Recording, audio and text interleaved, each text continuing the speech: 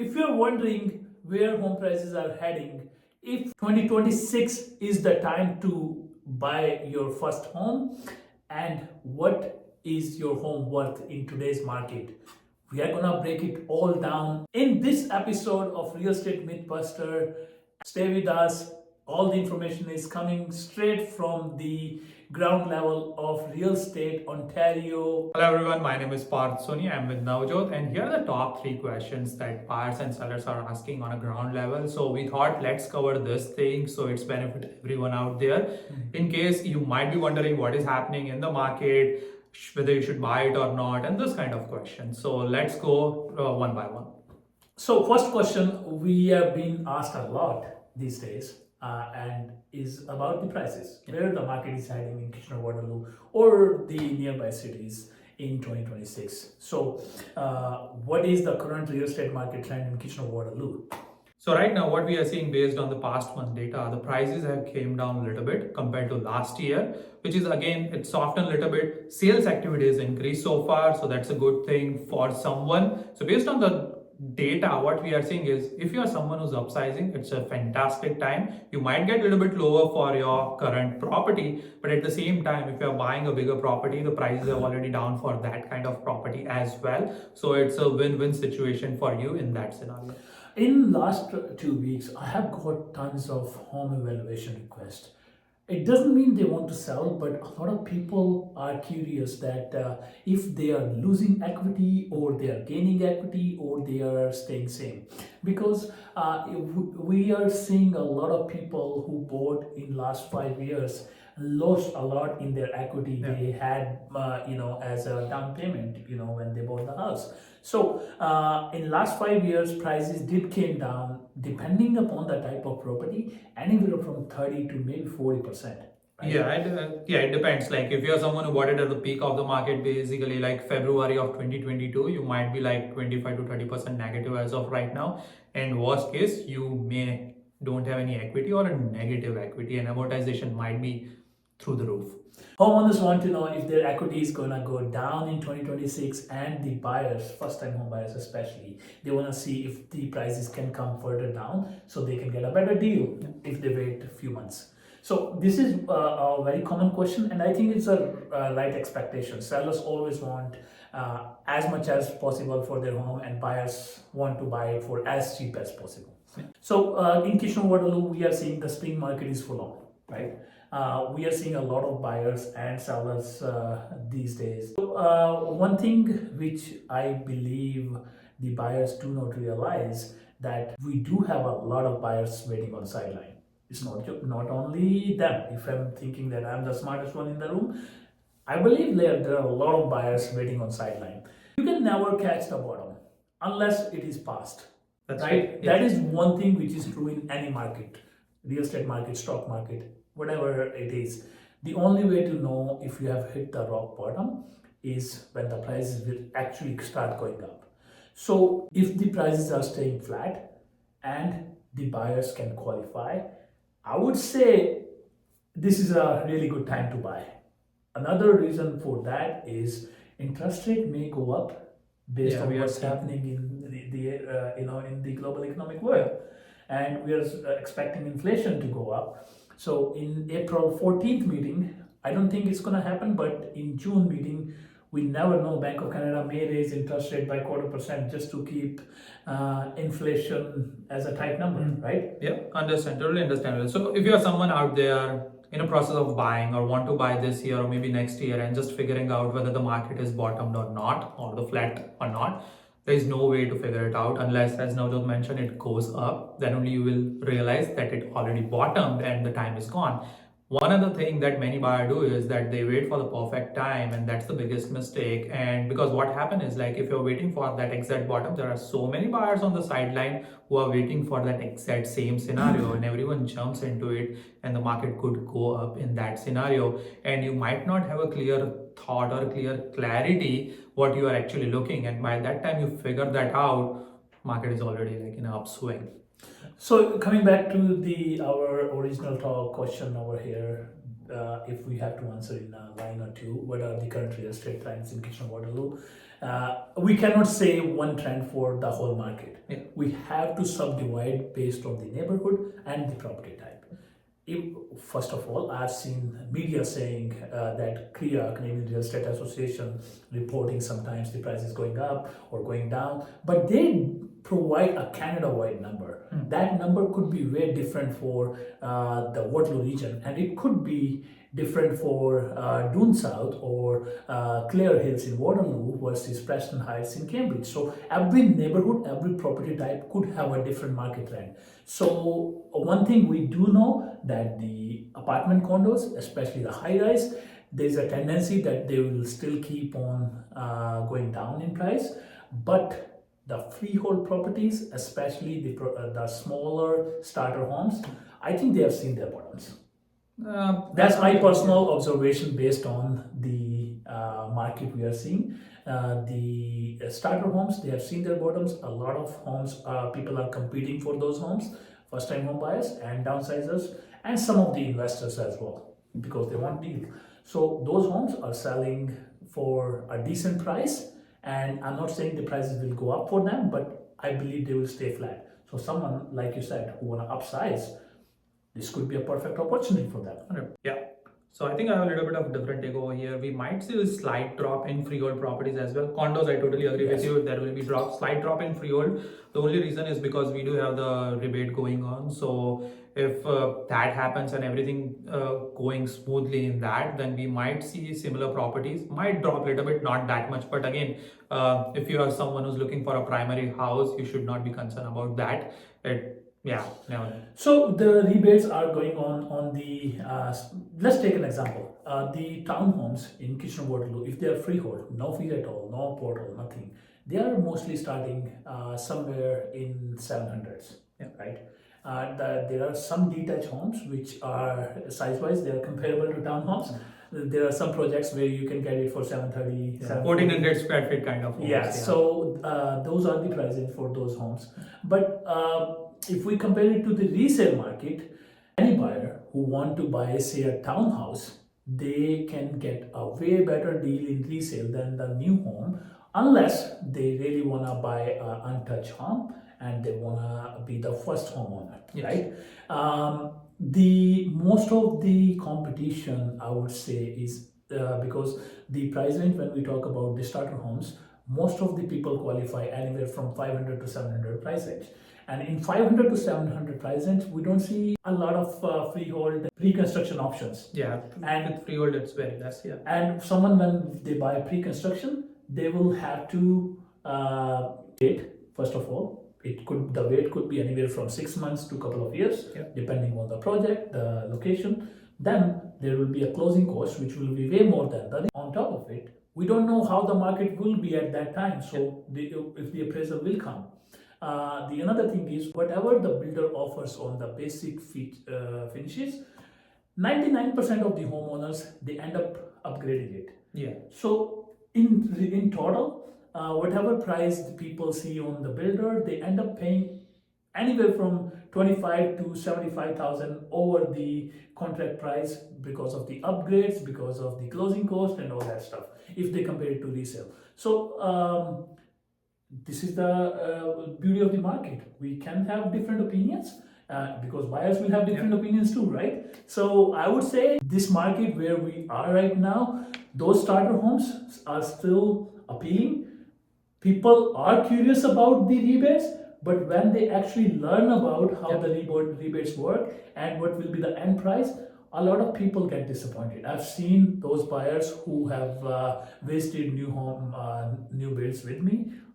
They have been disappointed even after the rebates. 100%. It's a good point that you bring up, that about the closing cost. Like, many times people don't know they have to pay carry-on fees on when they are going for the brand new house or a pre-construction house. That could be upwards to $1,500 to $2,500. Then there are connection fees, utility fee, connection fees, sometimes the DC charges and stuff like that. So closing cost in pre-construction is way higher, almost double than what you will end up paying in a resale property.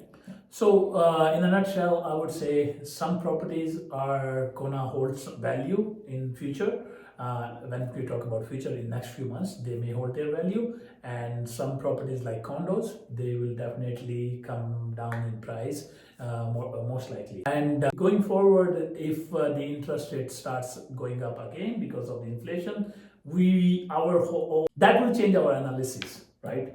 And everything changes based on the current global economic environment and our present situation. Interest rate, employment, everything affects. So what we are telling today could be different next week. 100%, yes. Right? Yeah.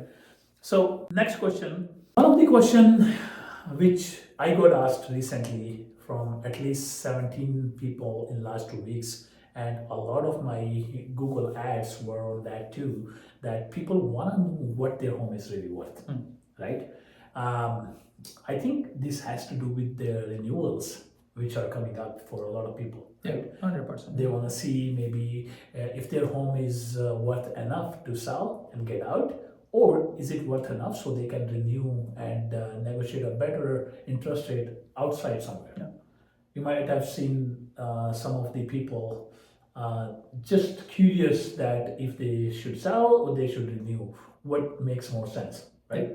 It's a general question, like typical at the wave of renewal, you will see, because that's where most of the buyers, most of the like upsizer buyer would think about getting the home evaluation, because they don't want to end up paying the fees connected when you break your mortgage, basically. So we'll see this kind of moving forward in throughout 2026, because we have a good amount of people renewing in the same year. There is another thing which I do want to tell a lot of homeowners, but a lot of time we could not because they do not want to hear it.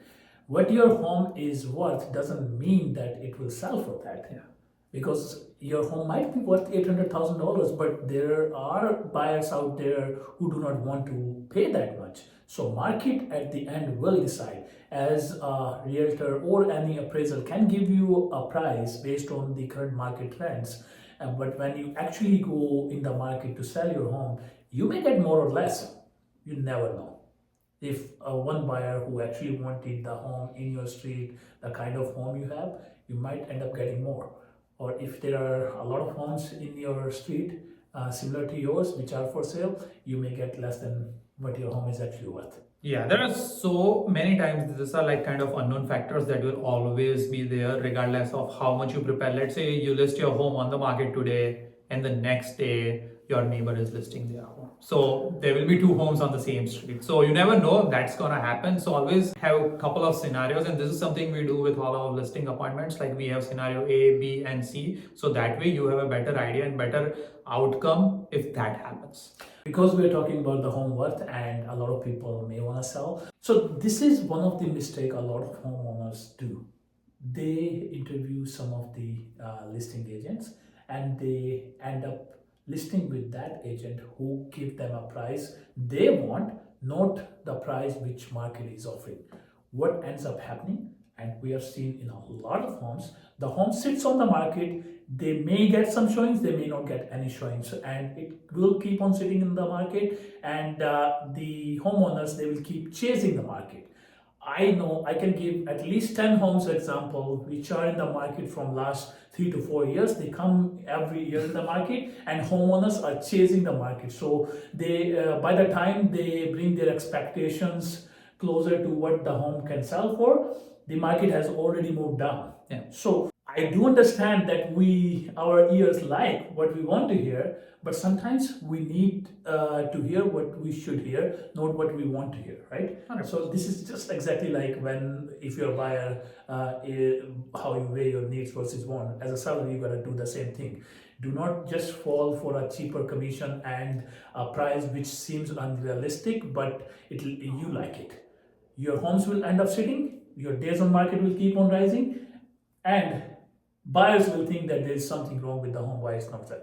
Yes. Right? And there could be nothing wrong with your house, but it's just perception how the real estate market works if it's a longer days on the market. And one more thing, like if you are in a declining market and if you're marketing or expecting the price point at this point, but if it's declining and you are planning to sell this house after 30 or 40 days, then consider that price point, because market is already in a declining mode. So not the present price, but what is the expectation from the market after a month or 2 months. So just make sure you are aware about that. So there is this question that I was asked recently. I'm sure you got asked that too. That if it is the right time to buy in 2026, and this is not the first time we have been asked this question.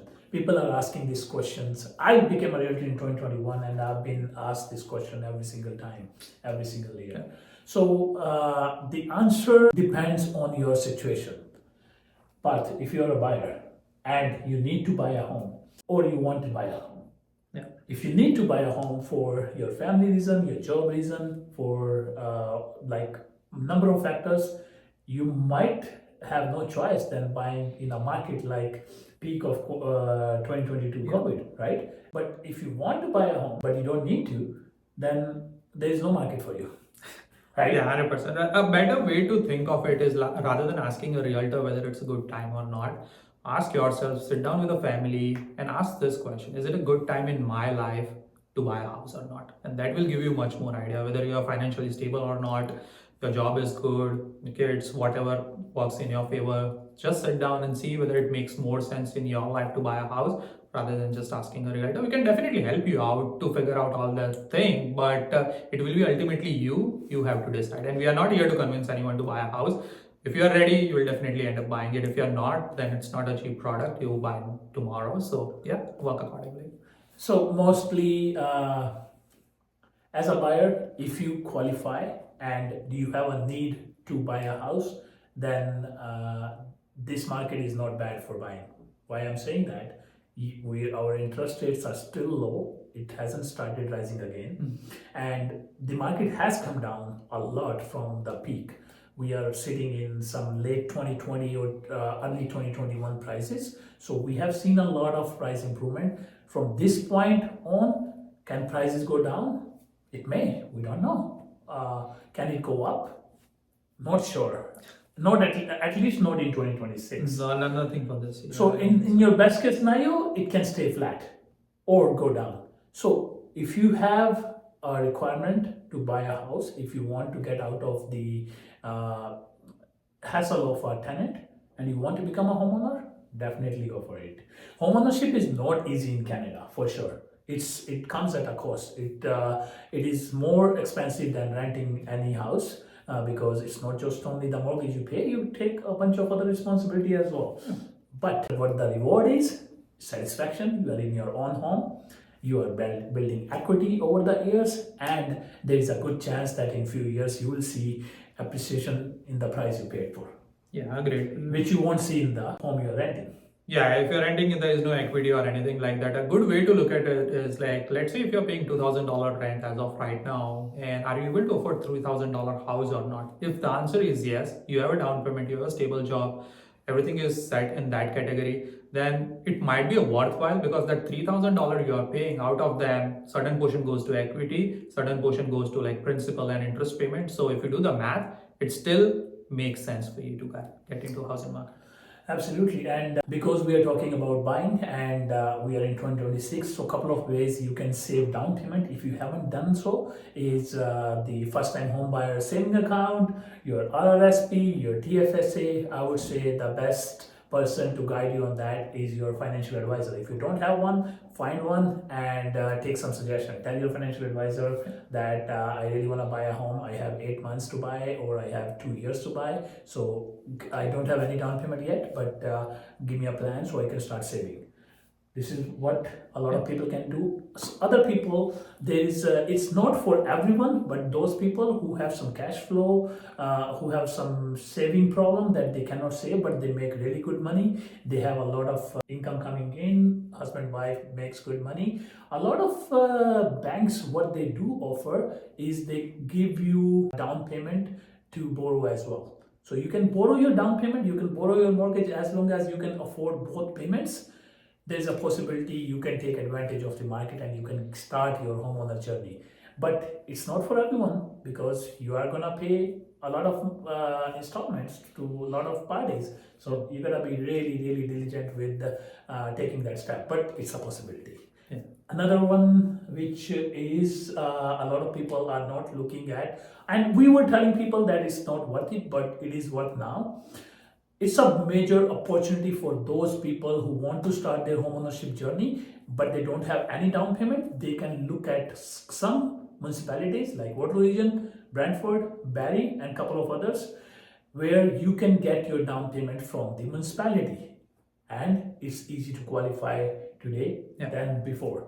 So this is for those people who wants to stay in the same municipality for majority of the time, because if you're planning to switch jobs, if you're planning to move region to region, it might not be worthwhile for you. But for someone who has settled down, so our example, we are in Waterloo region for like 10 years and more. Yes. So for us, it makes sense, those kind of people. But if you want to move a job, it might not be a good scenario. And also the one more thing I want to add in the down payment assistance program, like it totally depends like who you talk to. But honestly, if you're someone in that category, it's rather to wait to buy a house, because if you're getting all the assistance for down payment and things like that, it might not be worthwhile as of right now. Of course, there are options.